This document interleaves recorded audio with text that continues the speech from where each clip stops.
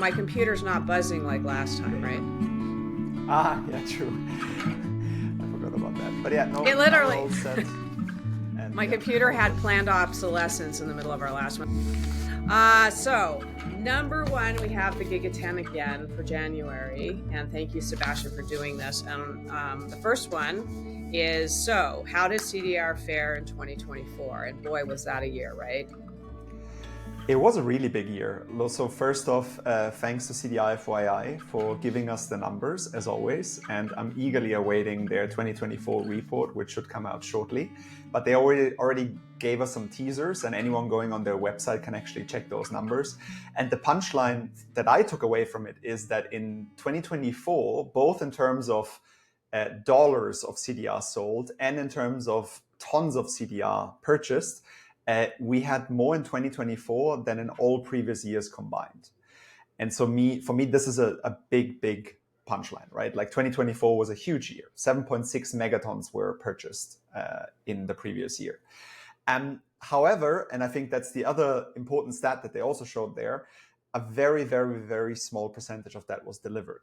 Only 4.4% of that huge chunk was actually delivered. And so we've been seeing this ratio essentially increasing over the last years between purchase versus deliveries. That's where I think things that can already deliver at larger scale, like biochar, is so interesting, right? Because they're actually, that's driving deliveries. But very much these purchases are for things that are going to happen in 2, 3, 5, sometimes 10 years from now. But yeah, go check it out yourself. You can play around with the numbers. They also have a portal, which is amazing, with a lot of data on it. And also a shout out that they are conducting a market survey right now that will feed into their report. And so anyone who can contribute to that, will do the industry a great service.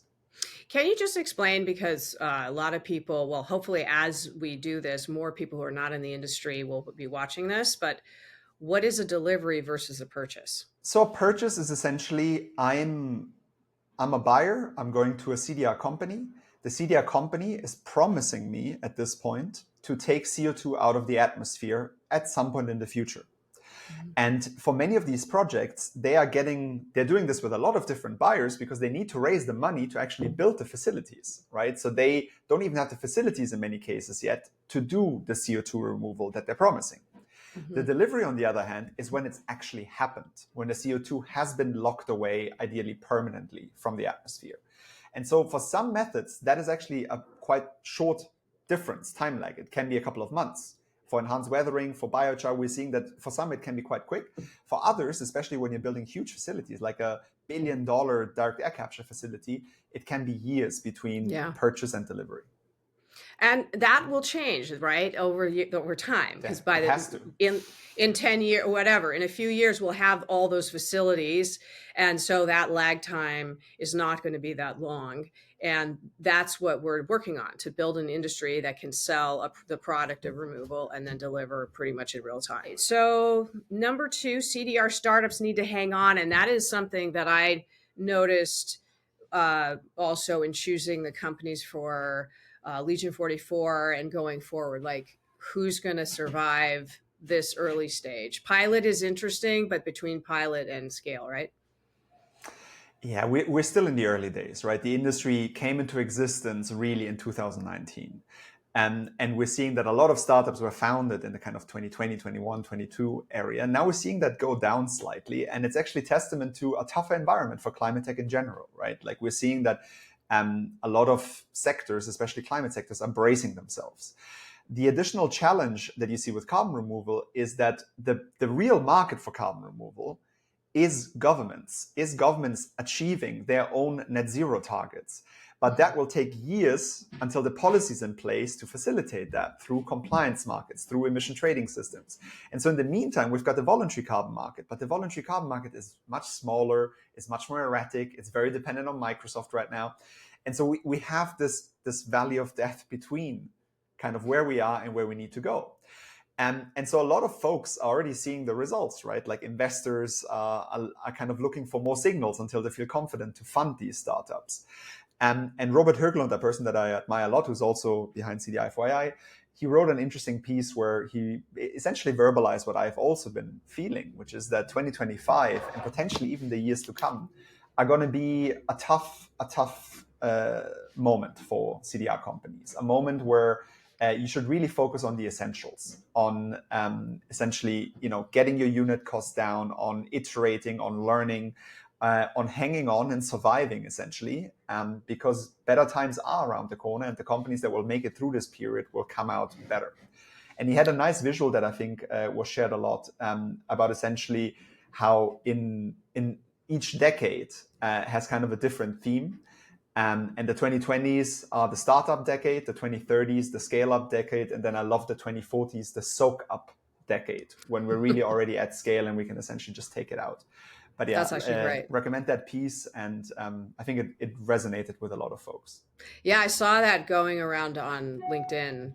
Everyone was sending me that article. So it was a good article for the end of the year. Yeah. Yeah, I always call it the bleeding edge. When you're on the bleeding edge, and then a friend of mine who's a big investor, an early investor in Facebook, said, it's all about timing, obviously. Mm-hmm. And I was always about, it's a great idea, it's going to save the world. He turns to me and says, it's all about timing. So a word out to investors, it's good timing. Maybe it's a few extra years, but jump in now, because this is the tech we need to make the world a better place. So, so it's not the bleeding edge anymore. All right, you've got a my 2 cents in number 3, which maybe should have been number 2, but you have my 2 cents is number 3. It was basically, January is a time of reflection and planning, right? And so what I wanted to share here was both a little bit 2024 recap. In my perspective, 2024 was a huge year for CDR policy. We had some really, really big breakthroughs. The 3 that I personally highlighted was in Europe, we actually made a lot of progress with the carbon removal certification framework, which is going to be the first kind of government mandated certification of carbon removals. And it's for policy speak, it's really gone ahead at lightning speed. The second one that I gave a shout out was just at the UN level, that we had Article 6 adopted, and that creates essentially a platform for the creation of a whole new market, which is the UN carbon removal market. And the third one for me was just, again, looking at Denmark. It's a small country, but I kind of ran the numbers a little bit because I think that helps folks. The amount of money they committed last year to carbon removal, if you look at the population, that's the equivalent of the US committing $312 billion to CDR. Wow. But just a couple of examples to say that 2024 was a big year. Moving to 2025, this is kind of where I guess there's some uncertainty, especially on the US front. I'm actually going to publish a blog on this in the coming week. But there's a lot of work to be done. And 2025, and this is, I guess, the theme, is really a year where a lot of hard work will be done on policy that we'll realize in 26. So we know that in 26, we've got an ETS integration proposal in Europe coming. We've got the CSCF going live. We've got the Green Claims Directive going live. We've got the SBTI net zero standard with CDR potentially going live. So there's a lot of things that could be game changers all on their own for carbon removal that will all happen next year. And so this year, we need to put in the work to make that a success.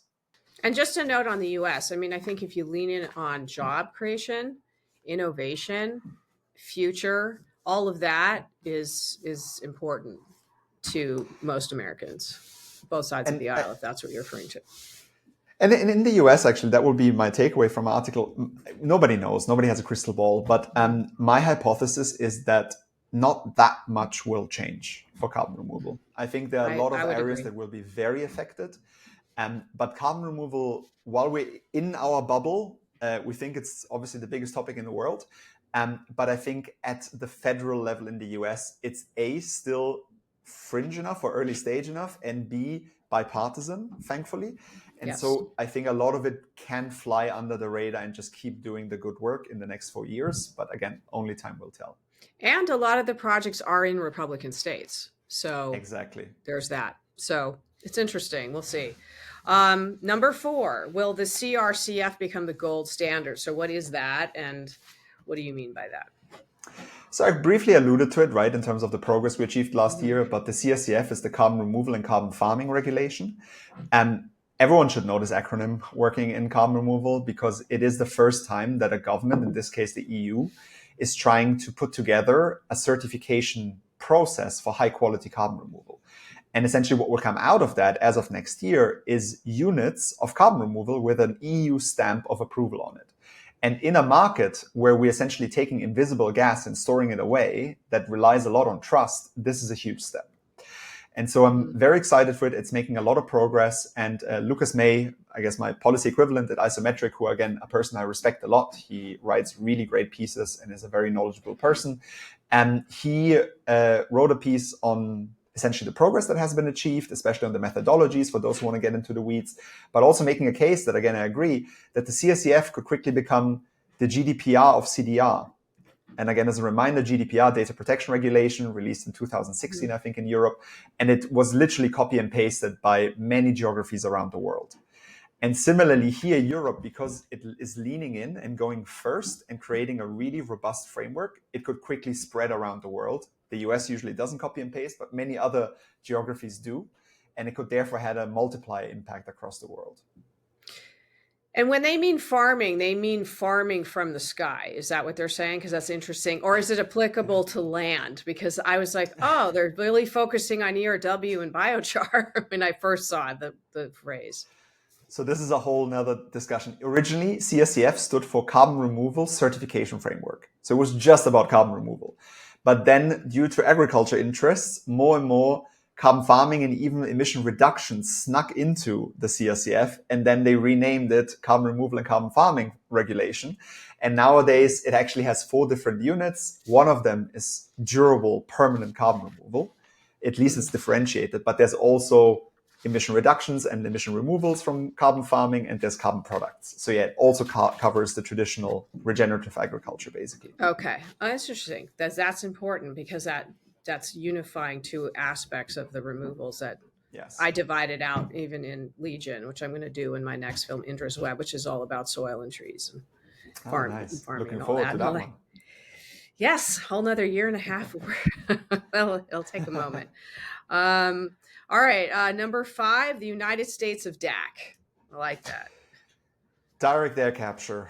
I think no country has put their weight behind direct air capture the way that the US has. They've put billions and billions of dollars on the table through the 45Q tax credit, where essentially you get $180 per ton of CO2 removed through direct air capture, and through the 3.5 billion DAC Hubs program, which is essentially CapEx financing for direct air capture projects. And the second one, this comes from the bipartisan infrastructure law, and they've just released essentially a call for proposals for another $1.8 billion for projects at different stages of maturity. They have 3 different stages, so it covers pretty much the whole spectrum. Applications, the initial ones are due end of this month, and I think then decisions or full applications in July.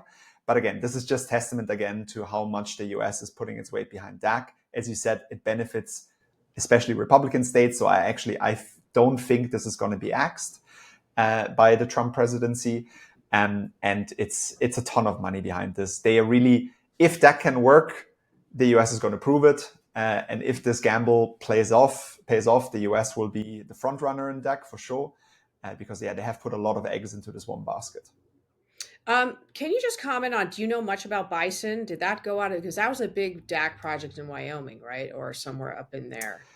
What happened to Bison and what happened to carbon engineering? Because I noticed that the American approach to DAC to date, and I'm not an expert on this, but has been very heavy footprint approaches versus Climeworks' more modular approach, which I really appreciated in Iceland as well as Octavia and Kenya. That it's much smaller. Can you just comment on that? Because I've noticed Americans have taken like these look like these giant plants. And that's what freaks out the environmentalists, right? They're like, look at all those pipelines, look at all that material. Just a little. It's a bit of a strange approach, right? Because at the time when I think the proposals for these megaton DAC facilities were out, the biggest facility in the world was 4,000 tons, right, in Iceland. And so it is a huge jump from 4,000 to 1 million. But we saw proposals. We saw 2 winners. One is actually a collaboration between, I hope I get this right, between Climeworks and Heirloom. And the other one is Carbon Engineering with 1.5.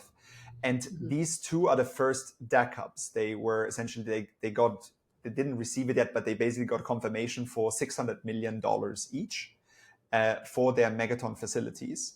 And the idea here is very much that by 2030, they will have this kind of capacity up and running. And Project Bison in Wyoming, as far as I know, did not proceed. It didn't shut Yeah. down because it wasn't built yet, but Hmm. it didn't proceed. But in the US here, we're very much seeing kind of these huge projects being funded. But as I just said, there's also funding for smaller ones. So if you look at the latest announcement, there's actually 3 different tiers. So there's also single double-digit millions essentially for smaller deck projects, which I think is really important. Right. Yeah. Interesting. Yeah. I was a note. I just thought, yeah, I wonder why. Noah has left the building. Number 6. Really? What happened? Uh, so Noah Deitch, for those who don't know him, he is one of the pioneers of CDR. He actually started at this 10 years ago.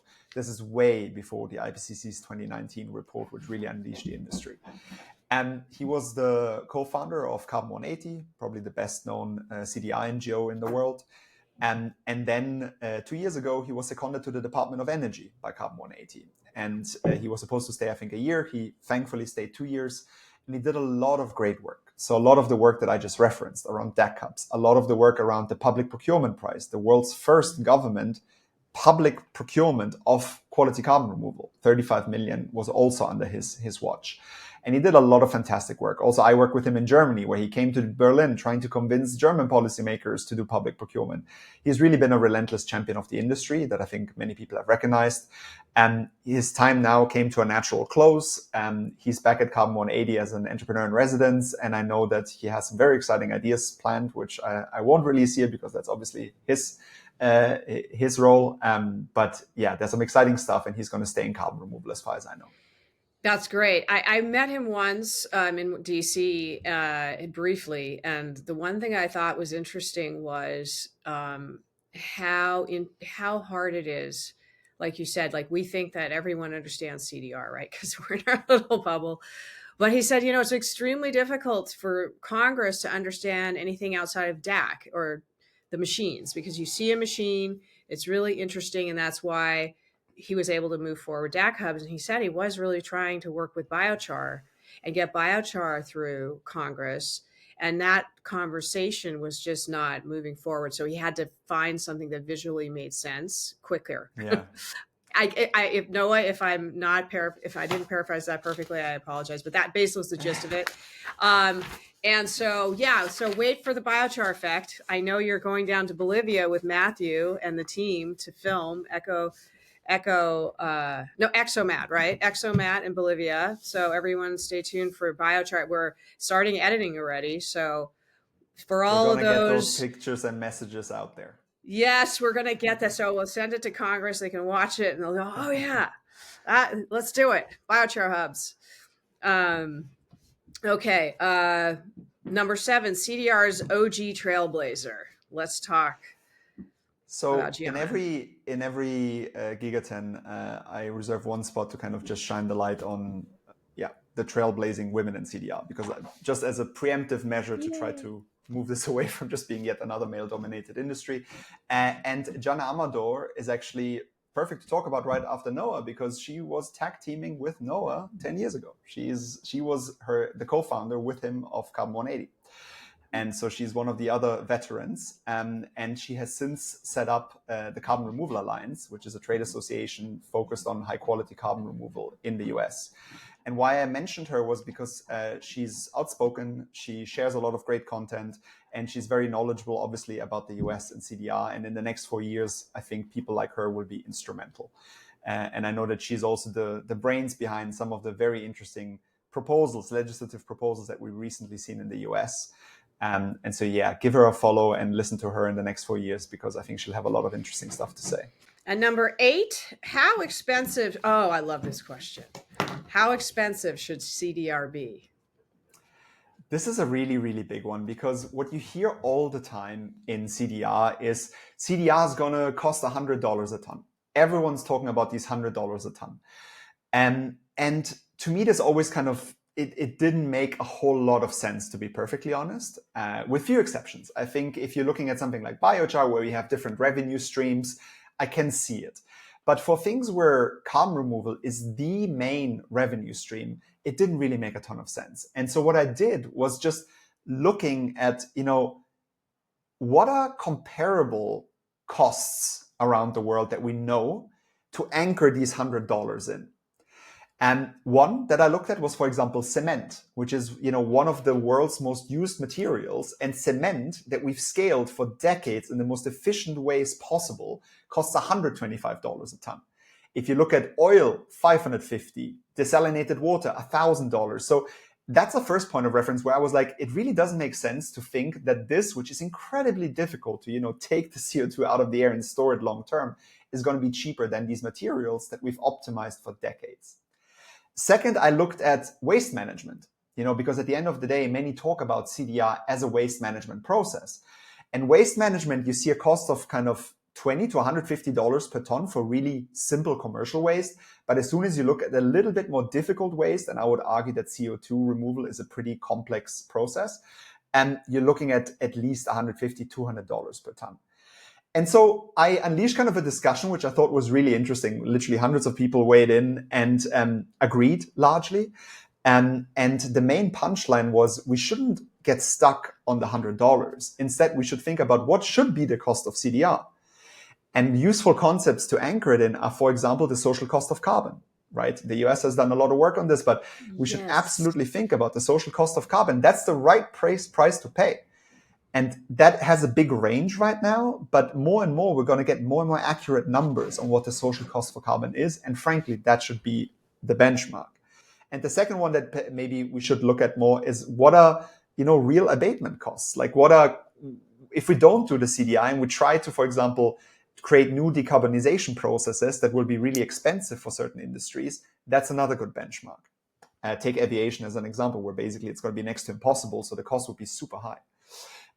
But yeah, this was just something, if people want to kind of dig into the conversation to kind of see more, but I think we should leave this $100 behind. I know that especially investors expect that number on every slide deck, and suppliers, CDR companies will put that number there, but I think we need a reframing because it's going to be next to impossible to achieve.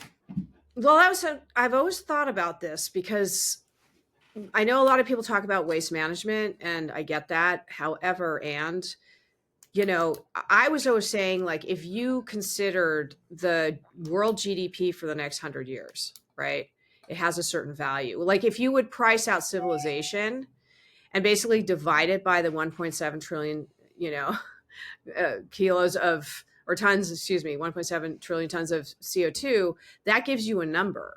So because if you're trying to protect value, obviously it's obviously a weird number. So this is almost theoretical, but I actually had a conversation with ChatGPT about this. I said, imagine the value of civilization going forward, being able to conduct civilization as we understand it, pretty much, versus that threat level that's in the sky. You know what I mean? And if you divide into that, that's what the value of every ton removed is. It's kind of like the fires. Every fire you're putting out saves a home or saves the value. Obviously, there's a value you can't, assess with, families and lives. But that's how I view it. But where are we going to land with that? Is that is there a favorite way to consider this in the industry, or is it still open for discussion? The challenge is that I totally follow your approach. The challenge is that it's very high level. And what I see working, the smallest denominator we can reach, the more relatable it will be for people and for companies. Yeah. So at the government level, this is what you're doing is actually what we're trying in some countries, is to really make that case to a government so they can look at their budget and understand what is the return on investment for their budget. But it's still pretty high level. So what you really need is for a company, you are a cement or steel company, you want to understand that cost per ton in relation to abatement costs, in relation to other things you're doing, to understand if it's worthwhile to invest. And I think the $100, it's actually really interesting. I linked in my LinkedIn post, I also referenced Phil De Luna, another person who writes a lot of great stuff on CDR. he did a piece that actually inspired my Mythbuster on the history of these $100. Mm-hmm. And it's really random, like so often, right? It's like somebody at some point put their finger in the sky and It's a everyone round else picked number. it up. And then it Yeah. became this number that got established in the nascent industry. And I think that's the point, right? It's really random. So let's get more Yeah. precise and do something that's slightly more useful. Yeah, I could do a whole podcast just on this discussion, but we'll move on. Please bring it up again and we can talk about it again. All right, number 9, attention early stage startups. What do you want to tell them? Yeah, I guess Robert Hoogland has 3 features this time, but his Milky Wire Climate Transformation Fund is one of, I would say, with Frontier, the only funds that are putting money into really early stage CDR companies. And they're playing a really important role because they come before a lot of other folks feel comfortable to do offtakes, to invest. To date, they've already put 6 million into kind of offtakes from really early stage companies, and they've got their latest round open. And so, yeah, it's just a great platform for companies that are trying to sell their first tons. And I'm not talking, really their first tons, their first 100, maybe even 500 tons, apply because, yeah, it has already helped a lot of companies before you. That's great. I'll put all the links to all this stuff on our in the intro to this because I know a lot of people will be clicking on it. And then finally, and then I have an 11th one I want to bring up, but the right CDR tools for the job. That's number 10. Yeah, it's just there's a bunch of resources that I use regularly, and there's actually people who invest so much effort into maintaining and putting together these resources. So I thought I'd link a couple in one go. One is Puro has updated their Meta Policy Tracker, which essentially is a timeline over the 2020s, I think, for the next 5 years. And it shows when key policy decisions are due in the next 5 years, which I think is super useful. And they've just updated it. Then CERSI, a fairly new institution, they've also created kind of a meta analysis that takes input from all the other policy trackers, and it's laid out in a really simple to understand format. And again, I really recommend that to kind of get a global overview of all policy that's happening right now. And the final one that I put there is Carbon Gap, the kind of European Carbon 180, the European CDR NGO. And they have, again, a policy tracker that has very detailed information on all policy in Europe. And so these are just for people who want to go deeper on policy. These are 3 fantastic resources. That's great. Well, fantastic. That's the GigaTen. I have one little thing that I saw, which I was excited about, which was that Isometrics did the first ERW standard. Was it standardization or MRV? What was that exactly? It's the first ton of enhanced weathering carbon removal that has been certified by a third-party standard, in this case Isometric. So there have been essentially enhanced weathering tons have been sold and have been delivered. But this is the first time that it's happened with a third-party standard, which essentially raises the stakes in terms of transparency. It was done in Brazil. Implanet has, I think, all the operations currently in Brazil. And it's a big moment for that industry. Why? Because enhanced weathering, I'm a huge fan. I also, full disclosure, I co-founded the Enhanced Weathering Alliance because of this. Like, I think it has incredible potential because it's essentially, it's not there's tech involved, especially on MRV. I don't want to downplay that, but it's a logistics challenge. It's how do we minimize the emissions to get waste rock from A to B being a farm usually. And if we can solve that logistics challenge, it might not be as sexy as some other things, but it's so scalable. It's so replicable. It can be done all over the world. Imagine India fully embracing or China fully embracing enhanced weathering. And so it's really exciting. But the biggest challenge it faces is monitoring, reporting, and verification, MRV. It's actually, there was a recent study that it's almost 50% of the cost of enhanced weathering today is just MRV. And so it's really good to see that essentially a company has been able to pull this off. And hopefully this will increase trust, will set a precedent, and will smoothen the path for enhanced weathering to scale. And shout out to Dirk Pessler, who's doing a lot of studying of the rates of removal through ERW, the Carbon Drawdown Initiative. We filmed that for Legion. And All right. Well, that's fantastic. And by the way, I'm trying to onboard ERW we're going to continue doing Legion 44 watch and remove. That went really well over the holiday. We'll update everyone on how much we Nice. removed, but it was good. And so right now we have biochar, we have DAC, but we're trying to onboard ERW. And we're trying to onboard OAE. So we're ambitious, with caveats, obviously, because not the same as DAC and biochar right now for those two. But basically, yeah, that's basically it. Any last thoughts before we sign off and see you in February? No, I mean, it's been a busier month than I expected. I thought that the break would give us all a bit more of a break, but actually a lot of stuff has been done by a lot of people. So yeah, glad we got the time to cover this again today. Yeah, well, I'm enjoying it, and Happy New Year, everybody. Let's brace ourselves for a big year, right? So it's going to be challenging, but we'll have to get there. Happy New Year. Happy New Year. Bye, Sebastian.